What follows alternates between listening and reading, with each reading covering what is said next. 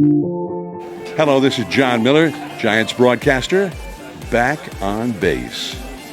Welcome back to another episode of the Jim on Base Show. We're here at Oracle Park in San Francisco with the Hall of Famer, John Miller. And John, it's great to have you back on the show. Well, we're at the ballpark, which is one of my favorite places to be. So you caught me in my happy place. The Giants in the middle of a season, and they're trying to, as we tape this in mid-August, they've hit a rough spot during the season. So they're trying to get their offense going. Tampa Bay came into town.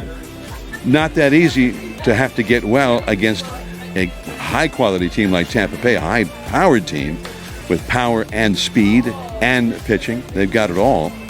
But at the same time, Tampa Bay came in here, and they had been in that rough spot in their schedule. They had struggled for several weeks, and they broke out of it in a big way. So I think perhaps let that be a lesson for the Giants. Now it's the Giants' turn to get things turned around the way Tampa Bay did. No, exactly. And one thing I wanted to catch up with you with, too, was I know you went on a cruise, right, about a month or so ago from when the Giants were in New York. And I was curious where you went and how that trip was. Yeah, I have a new contract from the Giants that started this year, and I have a lot of games off in that contract. So I was making the schedule back in January to try to figure out how to take that many games off. And I saw when the team was back east, we went to Toronto and New York at the end of June, early July. And then they were coming home for a week and then had the All-Star break, after which they were back on the East Coast, another East Coast road trip. So I thought, well, there's a period where I could miss some games and build in the All-Star break with it, so I wouldn't be missing that many games. So I think I missed 10 games in 15 days altogether. So I found a ship that was leaving Montreal. So we did the series in New York, flew to Montreal, and took a cruise through the St. Lawrence Seaway and Quebec City, which is amazing, and a bunch of places we had never been. Went up toward the Arctic Circle and circled around the Gaspé Peninsula and ended up in Nova Scotia, Halifax. I'd never been there either. Then we went to Boston the day of the All-Star game. We were in Boston. I had 2 days in Boston.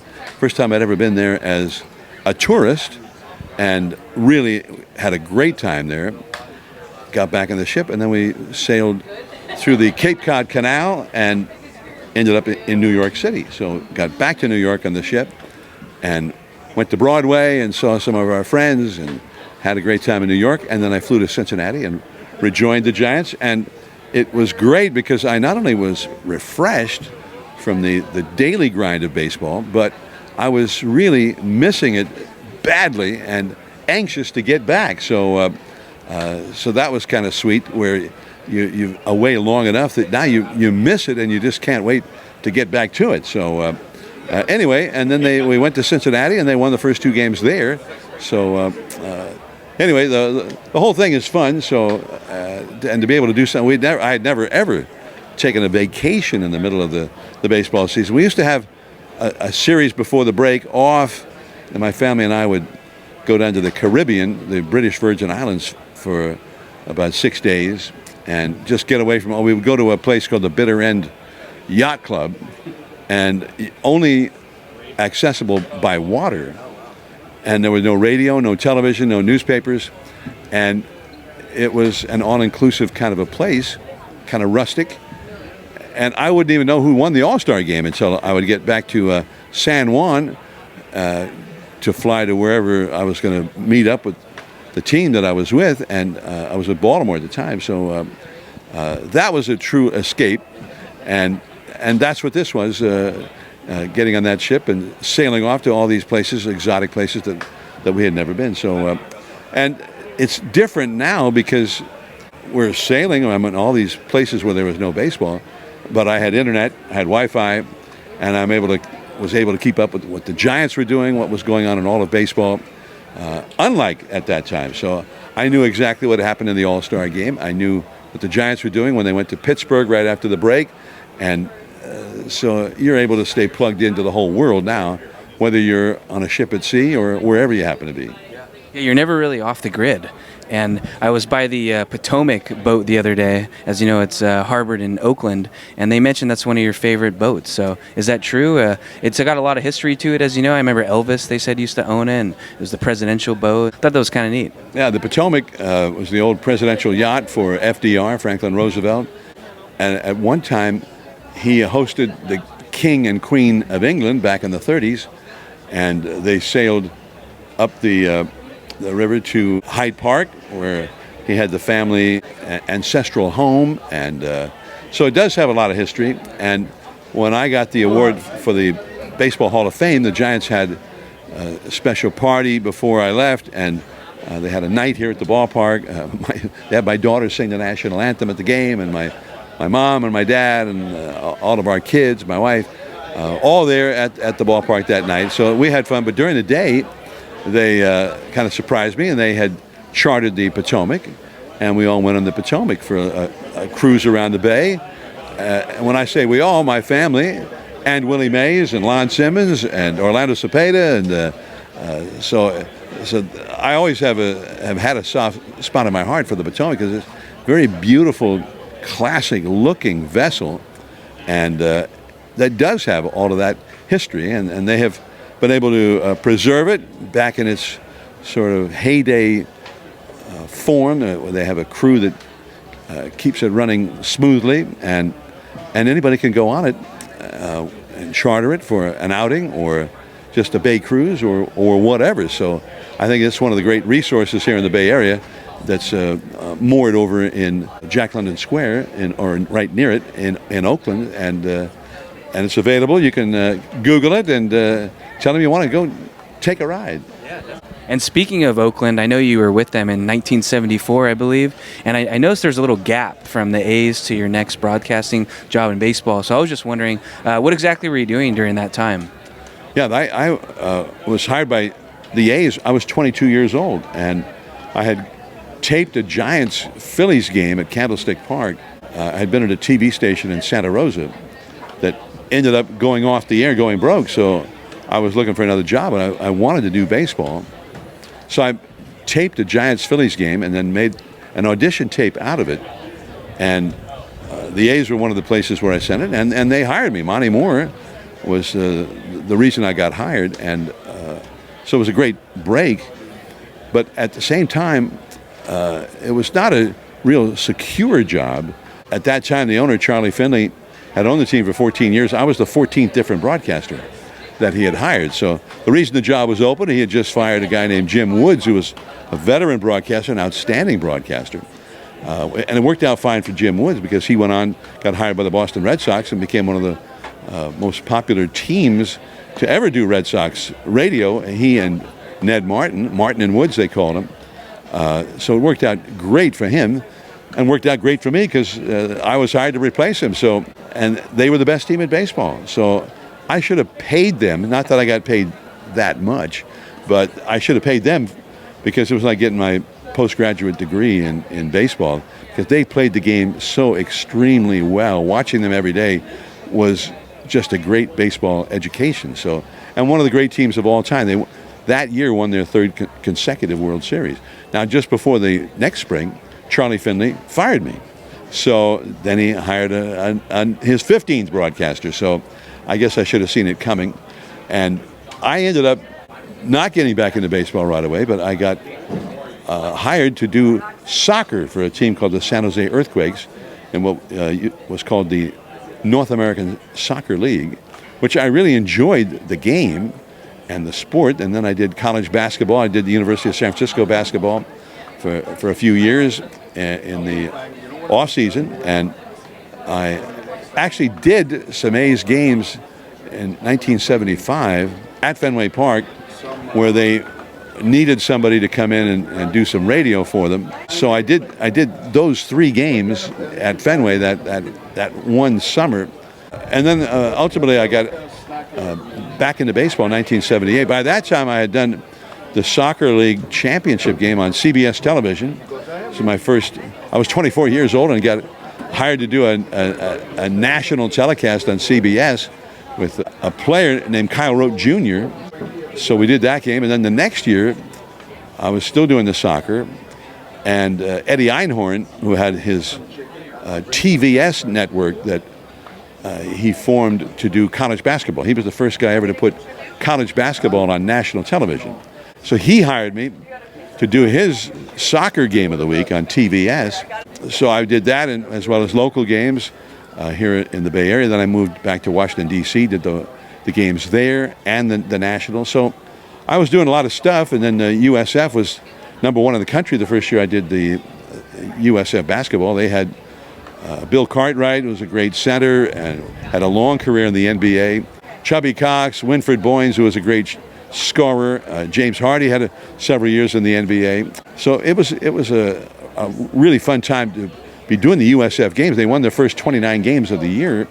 The first year I did the game, they were #1 in the country for most of that season. So anyway, then all of a sudden I got a call from Monty Moore, who had retired from the A's to open his own radio station down in a town called Porterville, which was kind of his dream, and to operate his own station. He had prepared for it all his life and had his master's degree from college in radio administration. So he'd been planning for that for all those years. The Texas Rangers called him, and they needed a broadcaster. So he said, I can't do it. I'm retiring from that. I recommend John Miller. So ultimately, they hired me. I had to leave the soccer, and I did the Rangers games, 1978, but still had the contract with Eddie Einhorn to do the soccer national telecast on his TVS network. So I had to leave the Rangers periodically to go do those soccer games for one more year. And I've always kind of followed the soccer ever since. In fact, Dave Fleming and I, the Giants players for the World Cup, and I can't remember what year it was exactly, but 7-8 years ago, we got in the pool. They had a World Cup pool. Javier Lopez was on the team at the time, and he set this thing up. And I don't know, we had to put some money in the pool, and you could get a better team. The better teams cost a little more money, and he had that all sort of figured out.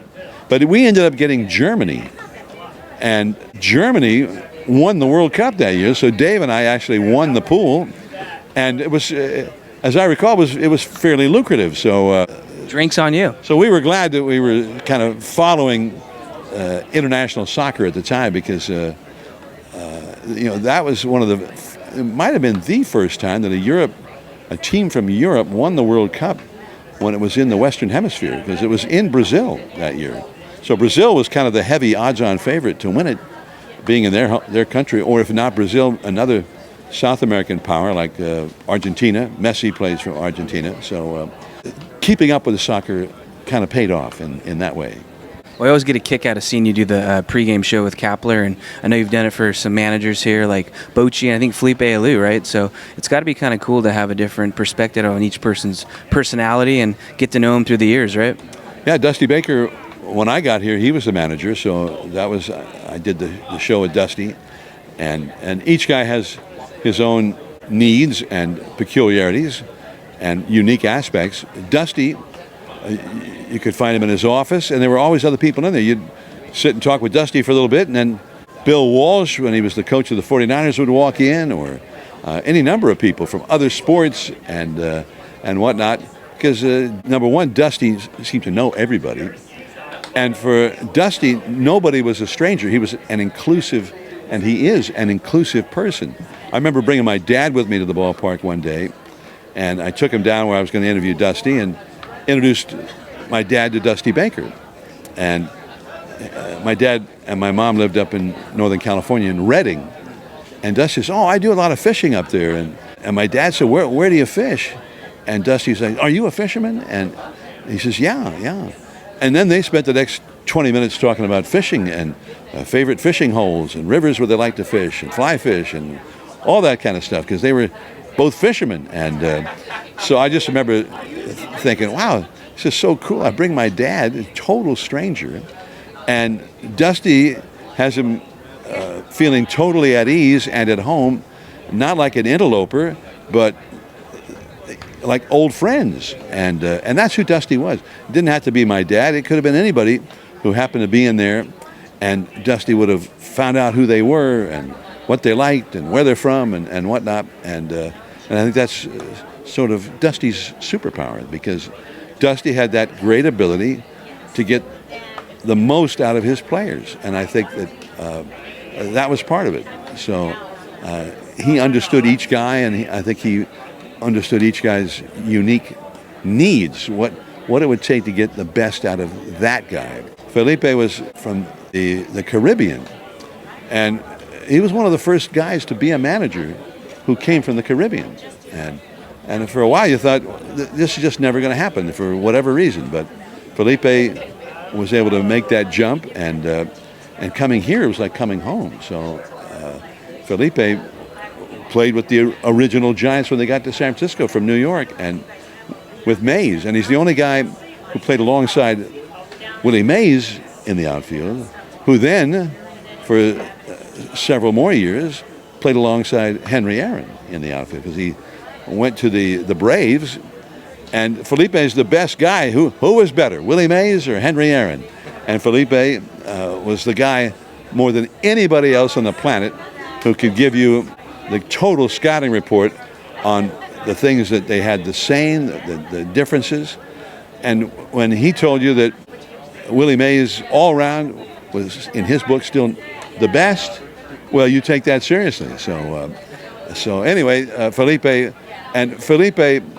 you would sit and talk with him, and you talk about philosophy, because he had seen so much coming from a poor country and growing up in poverty. So that was kind of the cool thing about Felipe, but also such a great knowledge of the game.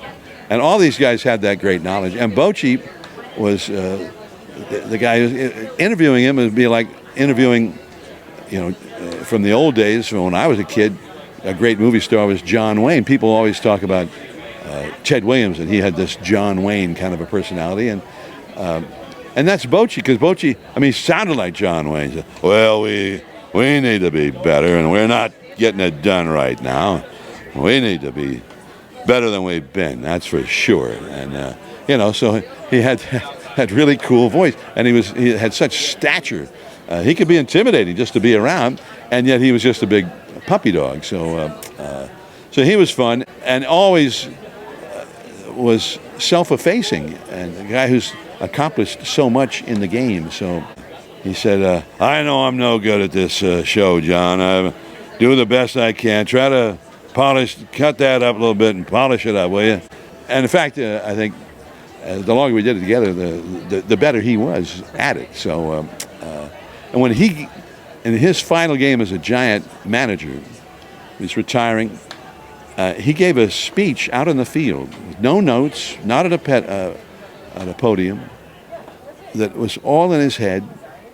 And I don't know if it was 15, 20 minutes or even longer. And it was great. What a great speech that was. Captivating to the whole crowd.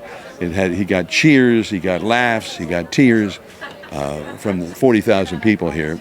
And I still have a little clip from that, because during that speech, he brought up what he thought one of the great reasons why Giants baseball is so entertaining to so many people is guys like John Miller, Dave Fleming, and of course Kruk and Kipe, and the Giants' outstanding broadcast team. And then there was a big ovation, and we're kind of like, wow, whoa. And he says, and we know they're great because they won all these awards, but I'm speaking from the heart when I say that for me, they're the best broadcast crew in the game. And another ovation. So Bruce Bochy, how could we not love Bruce Bochy, the Giants broadcasters especially? Awesome stories there, John. And I got one last question for you. You spent some time with the Orioles, so I have to ask, did you have any good stories about Earl Weaver? Was he around when you were broadcasting, or check in from time to time? Yeah, we were talking about, I had some lunch today at the Water Bar here in the city with Andy Freed, the voice of the Rays, who grew up in Baltimore. And of course, he was picking my brain about Earl Weaver and some of those old days. When I got to Baltimore, it was the year that Earl had just retired, and Joe Altobelli was the manager, who had been a previous Giants manager, and a good one, got manager of the year, but and he won the World Series. Not an easy task replacing Earl Weaver, who was a legend, number one, and had nothing but success, but then taking that team to a World Series title. So, but then he got fired a couple of years later. The team got off to a bad start. They fired him and can talk Earl out of retirement. Earl came back. So I got to work with Earl on an everyday basis, which was really fun. And I think Earl was sort of the godfather of the modern analytics of baseball. The things that we talk about now with openers and some of those statistics, how to get the true value of a player beyond batting average and earned run average and RBIs and things like that. And I think Earl was the father of all of that stuff. He was the guy who was already doing that. He didn't come up with all those the terminology that's used now, but Earl was the one who saw the value in on-base percentage, the value in having guys getting on base, the value of the big inning, that batting average didn't mean a thing. And Earl Weaver, I think, will always forever be remembered as that guy, because I think Bill James, who was the guy who really started with all the numbers and coming up with formulas, and Earl Weaver was his inspiration for doing that, number one. So anyway, but Earl was also a guy who was not, I mean, he just wanted to win. There was only one thing that Earl wanted out of life, which was to win a ball game and to win that game that day. And the year that he announced that he was retiring at the end of the year, he had lobbied for Cal Ripken Sr., his third base coach, to be the new manager. But they hired their AAA manager from Rochester instead, Joe Altobelli. So now that offseason, they had the big sports banquet in Baltimore. It's called the Thompson Sports Banquet. It'd be 3,000 people in this basketball arena would attend this banquet. They had a big head table that was on some risers up at the front of the arena with maybe a 10 or 12 foot drop to a cement floor behind that. So Earl's there getting an award for his great career, and Altobelli's there to be sort of formally introduced to the fans as his replacement. And when Earl gets called up, he's sitting right next to Altobelli. Altobelli scoots his chair back so Earl can go by him to the podium, and Altobelli slides his chair back and goes right off the back of the podium. I mean, he lands 10 feet down, and everybody is like, "Oh my God!" And they all run back to see if he's okay. And he's down on his chair still, and Earl has his cocktail or whatever in his hand, and he kind of strolls over there, and everybody's just in a state of shock. And Earl looks down, and he says, "Well, I'll be damned. Looks like Ripken's going to get this job after all." So he was not a sentimental guy, Earl Weaver. But anyway, Earl, I think, is a fiery guy. And I don't know how he'd do in the game now with replay review, because a part of his whole thing was getting under the skin of the umpires, getting under the skin of the opposing manager. Billy Martin, in his biography, his autobiography, said whenever they played against the Orioles, and then he'd hear that voice, Earl Weaver's voice, wah, wah, wah, wah, wah, and it drove him nuts. He says he's never stopping, he's shouting the whole game, and he had a strong dislike for Earl Weaver, although he praised him his managerial ability. But but now the arguing part, well, you send it to the umpires in New York. They look at the videotape and they get it right. Who's Earl going to scream at and try to get under the skin of at this point? So and I think that's what in Baltimore they came up with a nickname for him. They called him the Earl of Baltimore. And after he'd been there a long time and he'd had so much success, and nobody had more success than Earl had managing the Orioles. They were a perennial contender year after year after year. They went to the World Series 3 straight years early on in his career, 69, 70, 71.